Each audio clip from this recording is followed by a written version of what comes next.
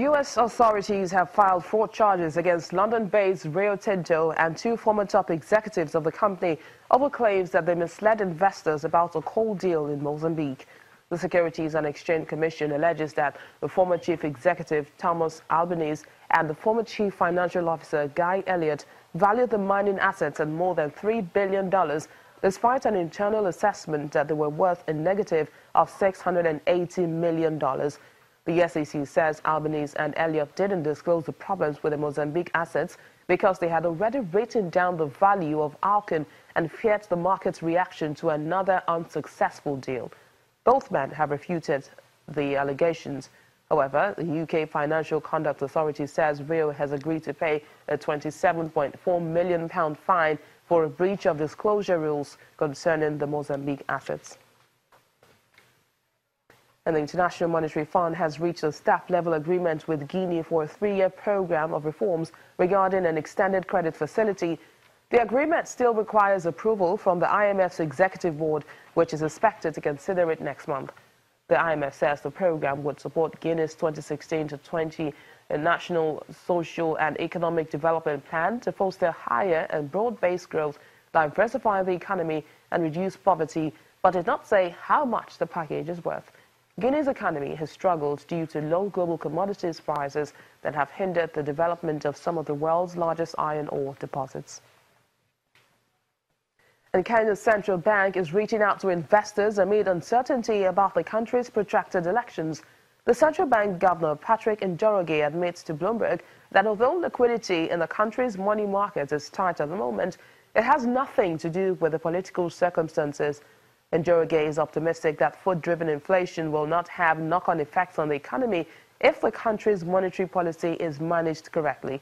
Inflation slowed to 7.1% last month, and the central bank has kept its key rate at 10% since September 2016. The central bank boss says the regulator may lower its 2017 economic growth forecast to about 5.5% to reflect uncertainty about the elections. In the meantime, Kenya's main electricity generator has declared a higher profit before tax of 11.53 billion Kenyan shillings, which is about $112 million in its full-year 2016 earnings. Kenyan, which is majorly owned by the government, has more than doubled its interest income during the period to 1.24 billion Kenyan shillings, helping to offset the impact of a fall in revenue. The company attributes the increase to investment of funds raised from a rights issue that closed in March as it awaits to invest them fully in planned projects. Total revenue fell to 35.44 billion shillings from 38.61 billion shillings the previous year.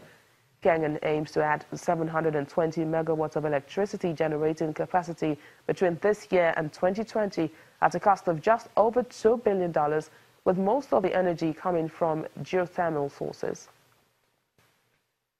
Now back here in Nigeria, Bayelsa State is known for its largest crude oil and natural gas deposits in Nigeria with extensive petroleum production.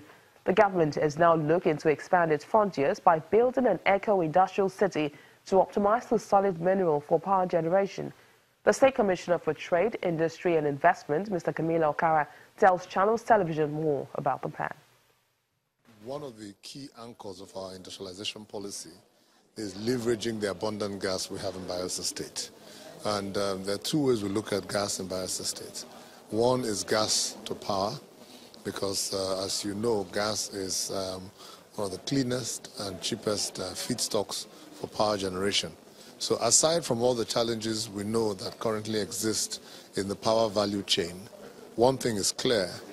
We as a state, we are host to a large deposit of gas, and as such, we are making every effort to ensure that in the context of gas availability to power, we do that. We're just soon going to unveil the power generation plan, which we have to attract new independent power producers to be sited in Bayelsa State to take advantage of the proximity they would have to gas. We will work hard to ensure that the gas is available to them, working in close partnership with the oil companies operating in Bayelsa State. And we have also done a master plan for a site, a 220-hectare site, which can be a location for any power generation company because it's close to gas. We're also building the Bayelsa Eco-Industrial City, which is going to attract gas-based businesses to be sited there. So these are the efforts we are making at state level to ensure that we can make it possible for serious businesses who want to play in the gas sector to be able to play. Because once they see the seriousness a state government like Bayelsa State is showing, then their projects are more bankable. Because from the state government side, we are doing everything possible to make sure they can come and be sited in Bayelsa State. We're saying to them, come to the place where you have large, in excess of 18 trillion scoff of gas reserves. Come and be sited there. Come and take advantage of the gas that we have available. And we are not just saying come. We are putting in place various plans like the Eco-Industrial City and the Power Generation Hub so that when they come, there's a place for them to be sited for the different types of businesses they want to do. What kind of financing options are you looking at? You're looking at borrowing from the banks, or you're looking at raising capital, floating bonds, securities? No, you see, for the Power Generation Hub, that would be a state-funded project because what we're doing is providing the basic infrastructure by providing proximity to gas, by providing all the access ways to gas. That's what we're doing. And then providing the master plan for how the Power Generation Hub, because what the Power Generation Hub is basically is a site which we have designed for any power generation company to come and be sited, to make it easy. So you want to do power generation, we've done everything for you. Proximity to water, proximity to gas, proximity to transmission lines, we've just done everything. So it's like building a housing estate. And you put everything in place, then people can come and build their houses. So that cost will be state government cost. We will do that as part of our contribution to the infrastructure necessary to industrialize the economy. Same with in the Eco-Industrial City. The Eco-Industrial City will start as an industrial park on 400 hectares. So we'll do the basic infrastructure. We'll prepare the land. We'll sandfill the land. We'll do the road network and all of that so that companies that want to carry out all kinds of industrial activity, manufacturing, process plants, can come and site their facilities there. So that would be our cost. A bit like what you have with Eco Atlantic City. You build infrastructure. When you do the infrastructure, people come and then do what needs to be done in the place.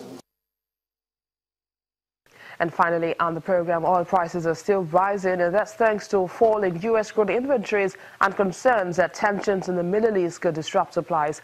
Brent crude futures were at $58.27 per barrel in early trade, while U.S. crude futures were at $52.08 per barrel, at almost quarter above mid-June levels. Meanwhile, data from the American Petroleum Institute shows U.S. crude inventories fell by 7.1 million barrels in the week to October 13 to 461.4 million barrels. And that's our program today. Thank you for watching. I am BC Adebayo.